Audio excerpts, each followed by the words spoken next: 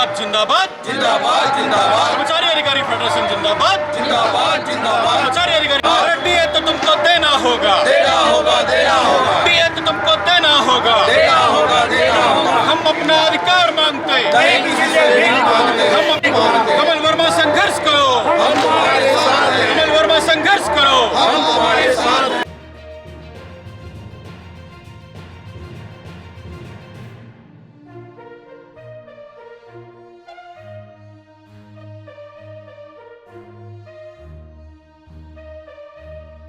नमस्कार, मैं हूँ अविनाश चंद्रवंशी और आप देख रहे हैं न्यूज़ प्लस 21। और जैसा कि आप जानते हैं कि 22 अगस्त से कर्मचारी अधिकारी फेडरेशन के द्वारा अनिश्चितकालीन धरना किया जा रहा है राजधानी रायपुर के बूढ़ा तालाब में। लंबे समय से डीए की मांग को लेकर जो है यहाँ पर कई बार धरना हो चुका है और आज भी यह धरना जो है निरंतर चल रहा है, क्योंकि इससे पहले भी मशाल रैली निकालकर जो है सरकार के सामने अपनी मांगों को रखे थे।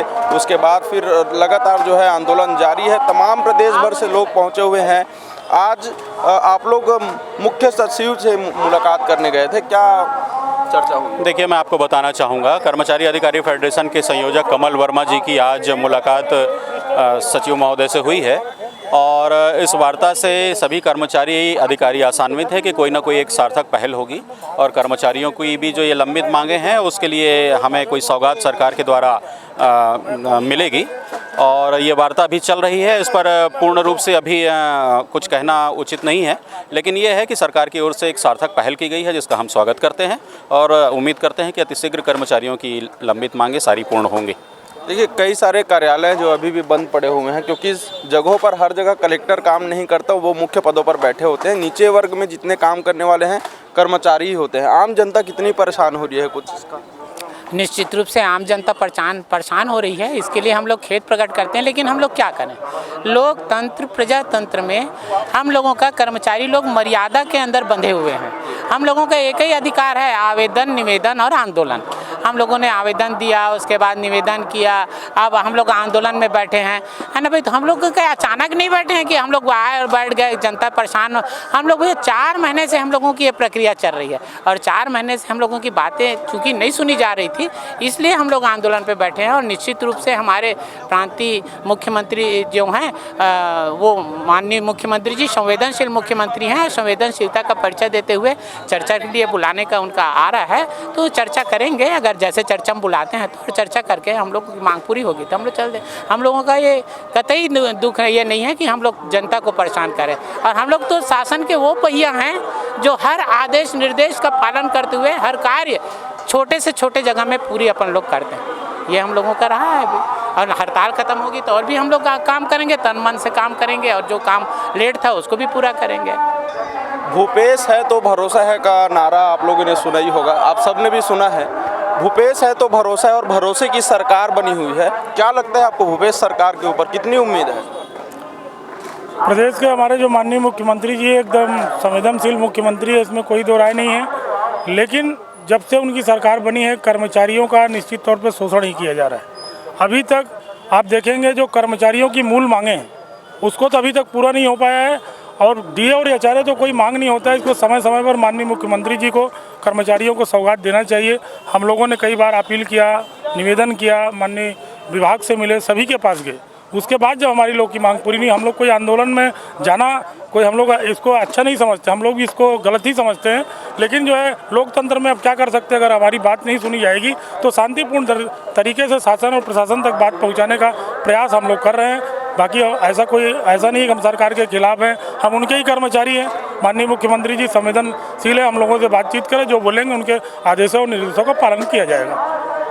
डीए नहीं मिलने से कितना नुकसान जो है झेलना पड़ रहा है, क्योंकि कितने 4 महीनों से? देखिए, डीए नहीं मिलने से ये 4 महीने की बात नहीं है, ये आज 2 साल 28 महीने का हमें एरियर्स नहीं मिला हुआ है। जब भी शासन द्वारा डीए देने की घोषणा की गई है उसी डेट से दी गई है। अभी भी जब हुआ है तो ये अगस्त माह से ही दिया जा रहा है। केंद्र शासन ने जो दिया है वो लगभग 28 महीने, 2 साल। और एक छोटी सी बात मैं आपको बताता हूँ कि जब 6% डीए घोषणा किया गया था तो न्यूज़ में एक लाइन आती है कि शासन पे 2000 करोड़ का भार आ रहा है। आप सोचिए, जो हमारा 28 महीने का जो पेंडिंग है, इसे आप अगर आकलन करेंगे इसका, तो लगभग 7500 करोड़ रुपये शासन के पास जमा है। तो आप सोचिए आईएएस अधिकारियों को या कर्मचारियों को टमाटर आलू सब तो एक ही भाव में मिल रहा है, पेट्रोल भी वही भाव में मिल रहा है, तो सबसे छोटे जो निचले स्तर के जो कर्मचारी हैं उनको इससे बहुत बड़ी तकलीफ हो रही है। उनका जो जीवन यापन है ये बहुत दुखमयी हो रहा है इसमें, तो शासन को इसमें सोचना चाहिए। कहीं ना कहीं जो घरेलू खर्च हैं उसमें बहुत मायने रखता है, क्योंकि अधिकारी किसी भी पद का हो, अगर उसको सामान लेना है बाज़ार से, किसी भी प्रकार की खरीदी करनी है, रोज़मर्रा की चीज़ें खरीदनी है, तो दाम तो सेम पड़ेंगे, तो फिर इन मांगों को पूरा क्यों नहीं किया जा रहा है, यही सवाल है। और इसीलिए लंबे समय तक यहाँ पर सब आंदोलन पर बैठे हुए हैं। हमारे साथ और भी साथी मौजूद हैं। क्या कहेंगे, सरकार से क्या उम्मीद है? छत्तीसगढ़ कर्मचारी अधिकारी फेडरेशन सदैव चर्चा के माध्यम से समस्याओं का निराकरण चाहता रहा है और आज 7 दिन आंदोलन के बाद सरकार कुंभकर्णी निंद्रा से जगी है और हमें चर्चा के लिए आमंत्रित किया है। हमें आशा ही नहीं वरन पूर्ण विश्वास है कि चर्चा हमारी सफल होगी। प्रथम दौर की चर्चा बहुत ही शानदार सफलतापूर्वक हुआ है। क्या चर्चा हुई प्रथम दौर के चर्चे? प्रथम दौर में हमने अपनी जायज़ मांगों को उनके सामने रखा है और सरकार हमारी मांगों से पूर्णतः सहमत है और वह आगामी अन्य अधिकारियों से चर्चा करके, माननीय मुख्यमंत्री से चर्चा करके, जहां तक विश्वास है कि अति शीघ्र जो है कर्मचारियों के पक्ष में निर्णय आने की संभावना है। आज किसान भी हैं, वो भी खुश नज़र आते हैं, लेकिन कई किसानों को समस्या है। इसलिए पूर्ववर्ती सरकार में और अभी के सरकार में कितना डिफरेंट हो रहा है? कोई समस्या इससे पहले भी आंदोलन पूर्ववर्ती सरकार में? देखिए, सरकारें कोई भी हो, कर्मचारी, किसान या समाज के सभी वर्ग की कोई ना कोई समस्या, कोई ना कोई मांग रहती है। हम इस कंपेयर पे नहीं जाना चाहते हैं। हमारा ये कहना है कि वर्तमान समय में हमारी जो मांगें चल रही हैं जायज़ मांगें हैं। माननीय मुख्यमंत्री जी ने भी इस पर संज्ञान लिया हुआ है और कर्मचारी अगर किसी चीज़ को कह रहे हैं तो उसको थोड़ा सा उस पर विचार कर लिया जाए। और वार्ता का एक ये जो दौर चला है ये इसका स्वागत योग्य है, कर्मचारी स्वागत करते हैं और पूर्ण उम्मीद भी कर रहे हैं कि कहीं ना कहीं ये गतिरोध दूर होगा और कर्मचारियों की जो लंबित मांगें हैं, जो आर्थिक नुकसान है, उसकी भरपाई होगी और कर्मचारी फिर स्वतः अपने कामों पर पुनः वापस लौटेंगे। आप भी आए हैं इस आंदोलन में, क्या कहना चाहेंगे आप? कितना, क्योंकि आप एक महिला हैं, घर के खर्चे कैसे चलते हैं उसको भी आप जानते हैं, कितना भार पड़ता है, कितना नहीं पड़ता है, इस बात को भी आप समझते हैं। कितना प्रभाव पड़ता है घर में अगर कहीं इस तरह के जो योजना है, जो डीए है, वो मिलना चाहिए, नहीं मिल पा रहा है? मैं अपने घर की सरपरस्त हूँ और किस हालात में घर चल रहा है ये मुझे बेहतर मालूम है और मेरा सरपरस्त शासन है, उसे इस चीज़ के बारे में जाननी चाहिए कि गरीबी का, महंगाई किस स्तर तक बढ़ते क्रम में है और डीए जो हम मांग रहे हैं ये हमारी कोई मांग नहीं है। जो हमको सूचकांक दे रहा है उसे हम मांगने आए हैं, मांग हमारी ये बेशक नहीं है। तो जो पूरा भारतवर्ष दे रहा है उस चीज़ को हमारे मांगने में क्या एतराज़ और उनको देने में क्या एतराज़। तो महंगाई बढ़ रही है और सभी के लिए है, वो शासन के लिए है, प्रशासन, कर्मचारी सब के लिए है, तो सभी के लिए एक बराबर मिलनी चाहिए। कर्मचारी अधिकारी फेडरेशन के द्वारा आंदोलन किया जा रहा है अनिश्चितकालीन तौर पे, और किस प्रकार से सरकारी कामकाजों में जो है समस्या आ रही, क्योंकि आप लोग भी सब देखते हैं सरकारी कामों में बहुत समस्या आ रही है। जैसे रजिस्ट्री काम है, अभिलेख है, 3 नंबर अभिलेख, कलेक्टर में बाबू लोगों का पेशी लेना है, वो लेना है सब, और कोर्ट तरफ भी हड़ताल है, तो कोर्ट में भी हम लोग का केस पेशी दर पेशी बढ़ते जा रहा है और हम लोग को बहुत आर्थिक समस्या भी हो जा रही है इसमें, है ना। और क्लाइंट आ रहे हैं, क्लाइंट भटक के जा रहे हैं और बार-बार फ़ोन वोन भी करते हैं, बहुत समस्या हो रही है। और मेन बात क्या है, अभी ठीक त्योहारी सीजन है ना, सब त्योहारी सीजन में सब दिक्कत हो रही है, काम काज ठप हो गया पूरा। और रजिस्ट्री में तो बहुत ही सारा फ़र्क पड़ा है, हमारा रजिस्ट्री काम पे बहुत सारा है, तो उसमें भी हमारा रजिस्ट्री कुछ नहीं हो पा रहा है, सब क्लाइंट फिरते जा रहे हैं, मालूम है।